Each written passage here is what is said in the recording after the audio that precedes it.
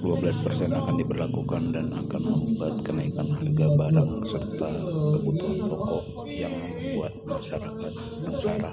Juga tadi disampaikan bahwa tentang kalau itu pun terjadi masalah kebijakan kaitan dengan hukum administrasi negara, biarlah pengadilan yang memutuskan. Itu juga bahaya itu dalam penegakan hukum. Artinya setiap kebijakan dari semua pejabat-pejabat ketika ada keinginan dari para penegak hukum untuk menyatakan bisa dipidanakan mengenai bebas atau tidaknya nanti di pengadilan.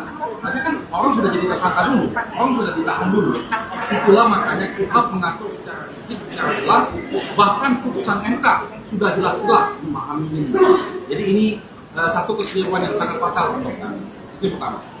Lalu yang kedua, tadi juga dijelaskan kawan-kawan semua media mendengar bahwa ternyata ekspos dengan BPKP yang bicara tentang kerugian negara baru pada tanggal 9 November.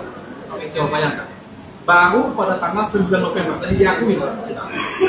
Sedangkan penetapan tersangka 29 Oktober. Artinya orang dijadikan tersangka dulu, barulah terjadi pembicaraan dengan BPKP tentang norma hukumnya, tentang kerugiannya dan segala macam. Ini fatal sekali. Proses-proses ini yang dikatakan oleh Pak Jaksa Agung bahwa telah melalui tahapan, terbukti hari ini tidak melalui tahapan yang benar. Ya. Lalu kaitan dengan tadi disebutkan tentang penasihat hukum, itu lebih fatal lagi.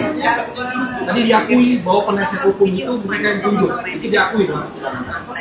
Sedangkan KUHAP mengatakan penasihat hukum itu dipilih sendiri, ada kalimat sendirinya di sana. Ya, dalam pasal KUHAP itu tegas kata sendiri. Artinya diberikan kebebasan bagi tersangka untuk memilih sendiri penasihat hukum. Kecuali kalau dia tidak mampu, maka dia boleh ditunjuk oleh negara. Dalam hal ini Pak Tommy memang cukup mampu untuk memilih penasihat hukum. Cuman pada waktu itu karena tidak diberi kesempatan, tidak boleh pegang HP, dalam kondisi tertekan tengah malam disodorkan, dia mau tidak mau. Inilah yang menurut kita kesewenang-wenangan dan melanggar hukum. Saya beserta Kepala Desa dan Abdesi Kabupaten Tangerang melaporkan Pak Said Didu. Saya ucapkan Assalamualaikum warahmatullahi wabarakatuh. Saya Ketua Abdesi Kabupaten Tangerang dan para Kepala Desa mengklarifikasi tentang Said Didu dipanggil pihak kepolisian tanggal 19 November nanti. Nah, kami sampaikan bahwa Pak Said Didu kenapa dilaporkan oleh seorang kepala desa melalui Abdesi Kabupaten Tangerang dan lembaga-lembaga dan ormas-ormas ikut melaporkan Pak Said Didu yang diduga Pak Said Didu itu melanggar Undang-Undang IT pasal 28 ayat 3 tentang penghasutan. Dari pemberitaan yang sekarang kami dapatkan, Pak Said Didu itu katanya dikriminalisasi dengan orang-orang yang di sekitar utara.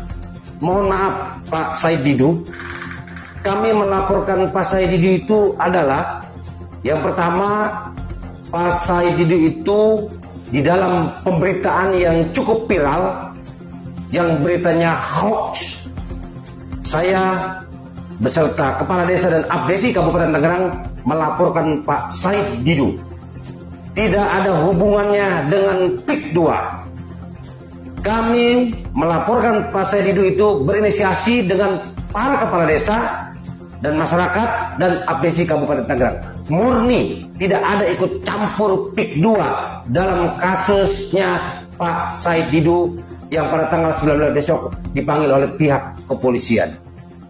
Untuk itu Pak Said Didu sekarang sudah beredar banyak sekali pemberitaan-pemberitaan tidak baik dan sangat menyesatkan.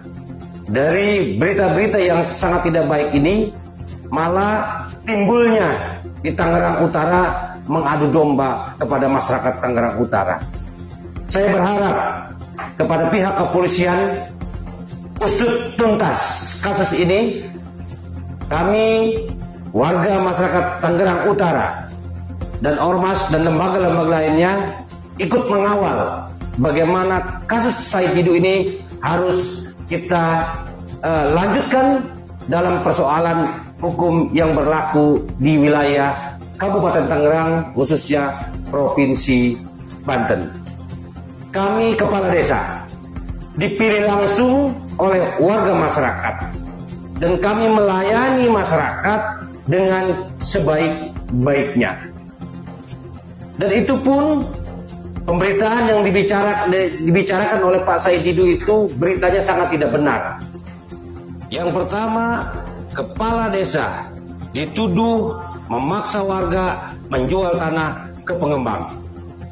Yang kedua, menggusur warga masyarakatnya terhadap masyarakat yang digusur semena-mena, tidak dimanusiakan.